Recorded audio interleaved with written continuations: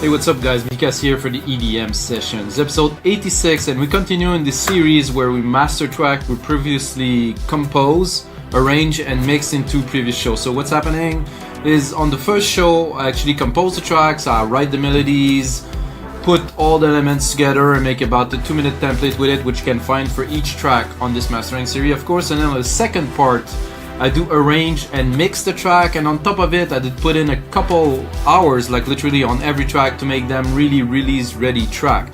So this is like a special track, this is like a synthwave track that I think for mastering we will really have to do something special. So the mastering part of this track will be, I think, as important as the composition, as the mixing and the arrangement. Like mastering, this is synthwave, we want to give it some character. So basically 104 BPM, the track, of course 96 kilohertz, 32 bits, 96 kilohertz, and it's a track that has already some chunks, that has some groove, a lot of brassy sound, a lot of like big kind of things, some nice melodies. And with mastering we really gonna try to bring it up to another level, give it some extra character. I'm thinking not big distortion, but something warm, something chunky, you know, something that has really a groove added to it with the mastering process. Of course this template will be available on our site wemixdance.com along 5,000 other DAW templates. We're actually closing on 6,000 sometime probably in the next couple of months. And this is what's happening right now. All the artists are uploading. If you're a producer, you should upload some templates to our site, or some, if you have a label and you have some sounds you're selling, upload. We're marketplace, it's really easy to upload and sell and get paid. Check it out guys, we makedancemusic.com. And then we're gonna start by having a bit of a listen to the track. Gonna drop the monitor, go into the headphones here so you guys can hear me talk.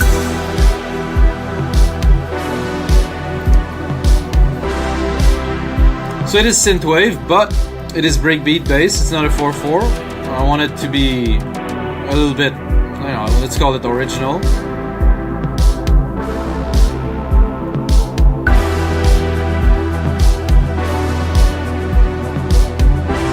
I'm gonna forward it a little bit right here. I missed this lead here, so let's listen.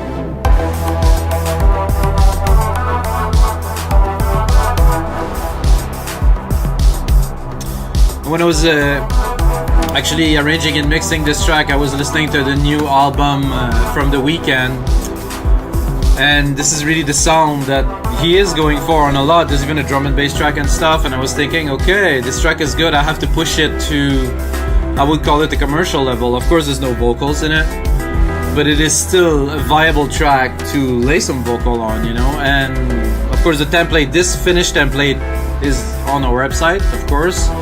And the first part where I actually just composed is also on the website for only $5. So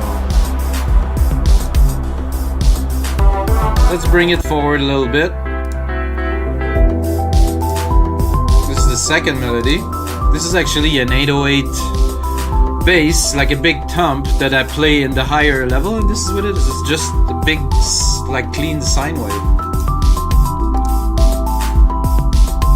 Recorded and played that in real time in the original episode of this. So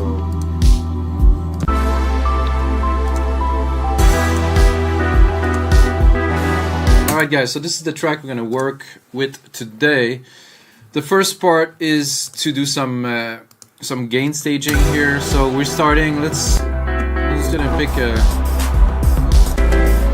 gonna try to get a loud part of the track. I think right here is good. This synth is another important thing when you're mastering, guys. I want to give some tips, you know, for some people that are less experienced or that want to learn. There's always something to learn, and I know that my tutorials are not structured, but this is the way that the workflow is, you know. I mean, I know some people are crazy. So me, I have the chain set, I'm going in my ears, I'm going with the feel. There's no mathematical equation to either making great music, mastering great music, or just being creative in general. So this doesn't exist.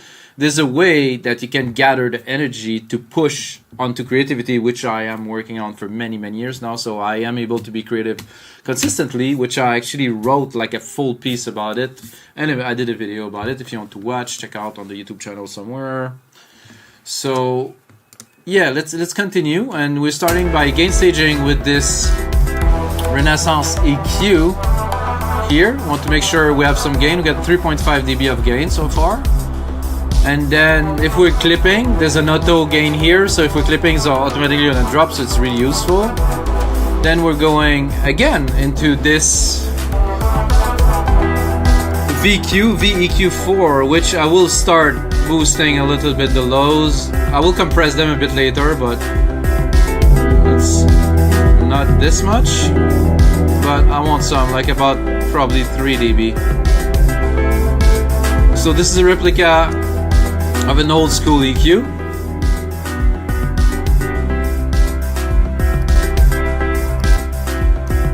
So the way it is altering the frequency is completely different than other EQs. So I also use it for phase. A bit loud here.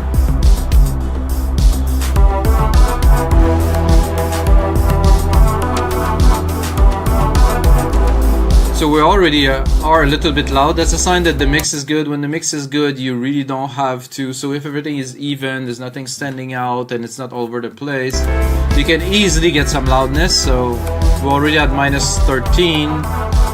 So we're gonna work more, definitely more on some character than some loudness here.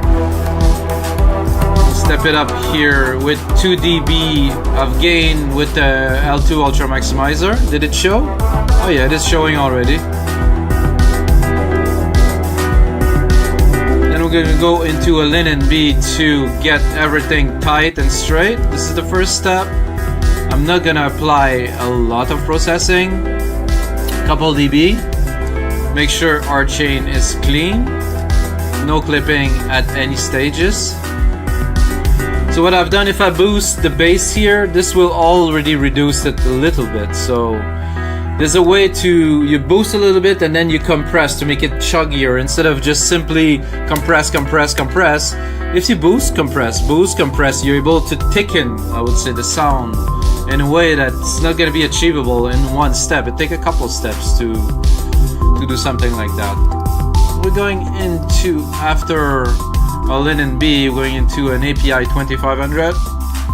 I like this plugin mainly for the lows and the mid lows. It has a nice effect on thickening the bass, and it has a character that's very unique. This is why I use it on most, if not all, the tracks that I master. Without, with. You're gonna hear it a bit more here. With, without.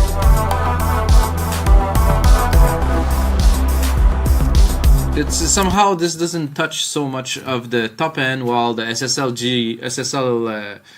channel main compressor will alter, like the whole track seem to be more glued. This one, more of the low end.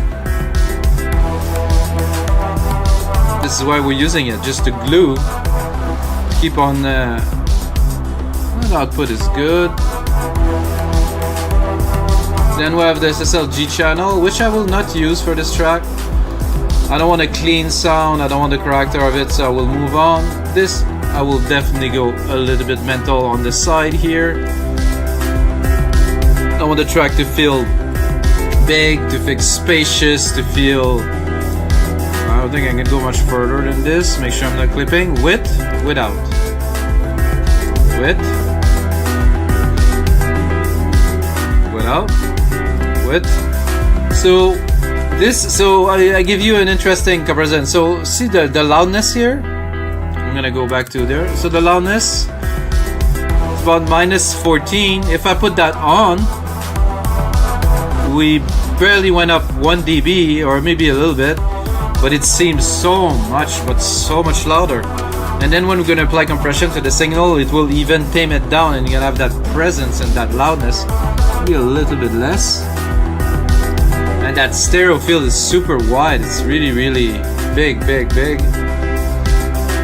We're dropping that straight onto a Kramer tape, guys, and this I will use but not abuse, but I will definitely give the tape some juice to clip. This is intentional. We're going into the red here, so I want the percussion, I want everything to be just vibrant and thick and present, and the way to achieve that is you saturate with the tape.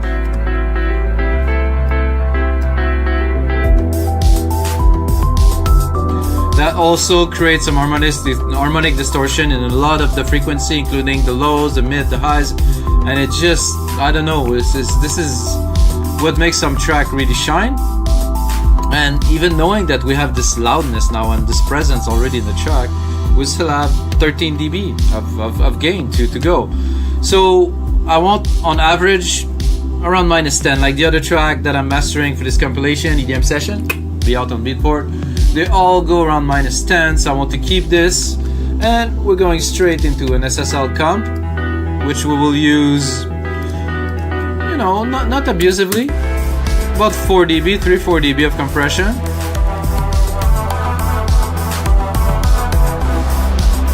So going out of this into this, the signal is hot. I mean, we're really going hot.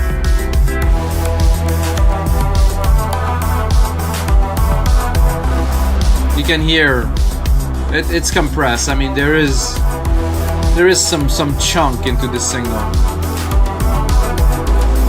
I like it. Then I'm not sure if I will use this for this particular track. We're gonna give it a try. I don't think it's necessary at this point, but I'm gonna give it a try.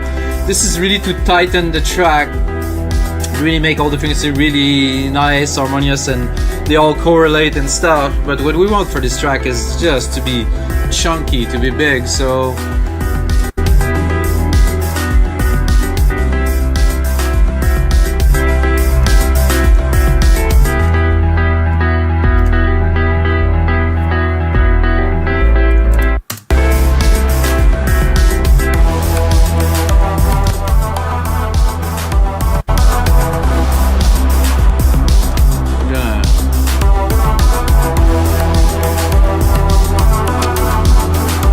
I'm gonna use it ever so slightly, so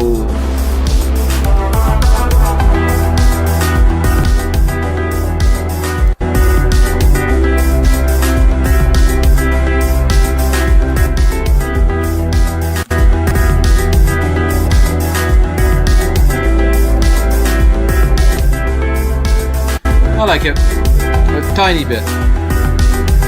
You can see you got like a dB and a half, 2 dB of compression on there. It's very little. Well, it's not literally compression, but almost. Okay, and then we finish this mastering chain with the granddaddy or the grandmommy, the L316, to have you know, commercially, you know, acceptable loudness, and all the track will have about the same loudness. Like I said, it's about, for our track, about -10. So I don't want to push it too far. I'm gonna bring it up already.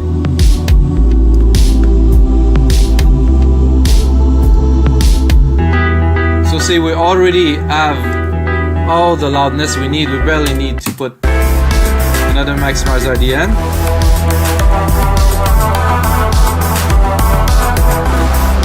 Leave it barely too.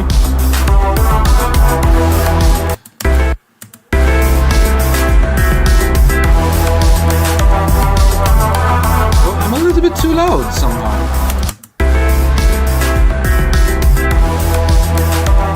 So I was still gonna give it 1 dB, 1 and 1.2, because I like this thickening, what the limiter does to a signal, you know. It's most of the track are like that, and then with the brass is very big, the server field is really there, this piano is sitting well, everything is there, guys. We get the loudness here. I wouldn't do much more, so let's have a listen to this track now that we have all the elements in. And you know, at this point it's a listening session to ensure that everything is okay. We're not clipping anywhere in the signal. We have to run the whole track through the whole program or track or song, call it, through the chain completely. So we're gonna know if we output it, it's not gonna be clipping anywhere in between the plugins. So let's go.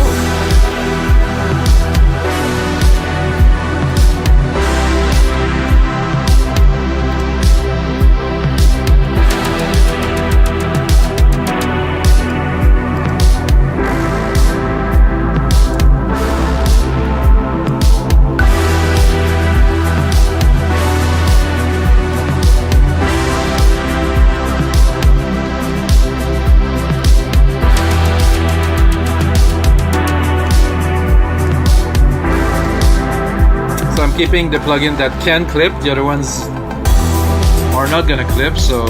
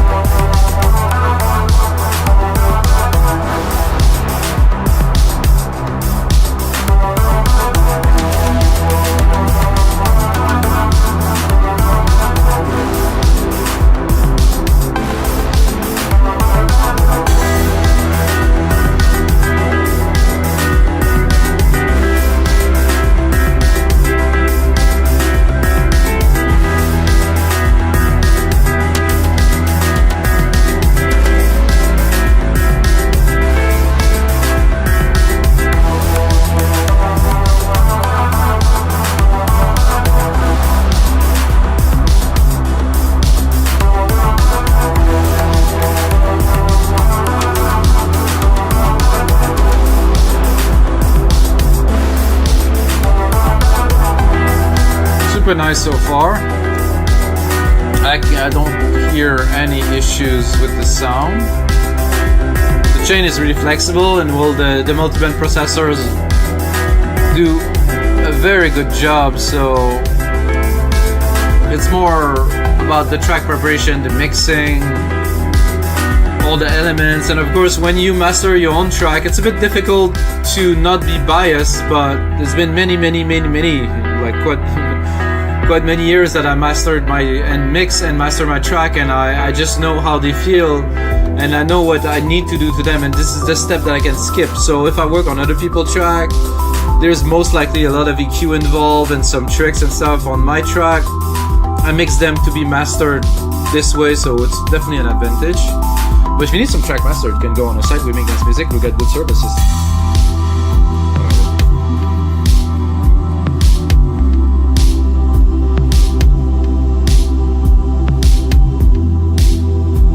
This is floaty. I like it.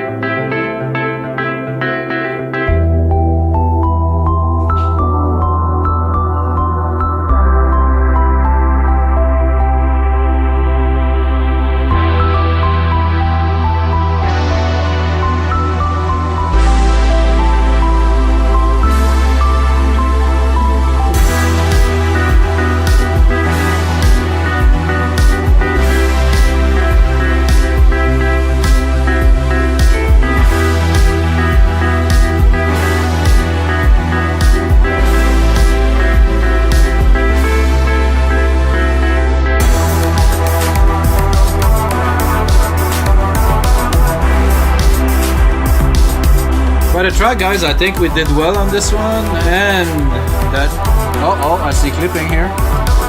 And that is it, guys, for episode 86 of the EDM session. Get ready, between episode 90 and 99 I'm preparing something special. And of course, we're gonna celebrate episode 100 with something even more special or bigger. Hopefully, we're gonna get to get out this summer. Maybe not. Who knows what's gonna happen soon. Keep it up, guys. Be strong, and of course, may the sound be with you guys.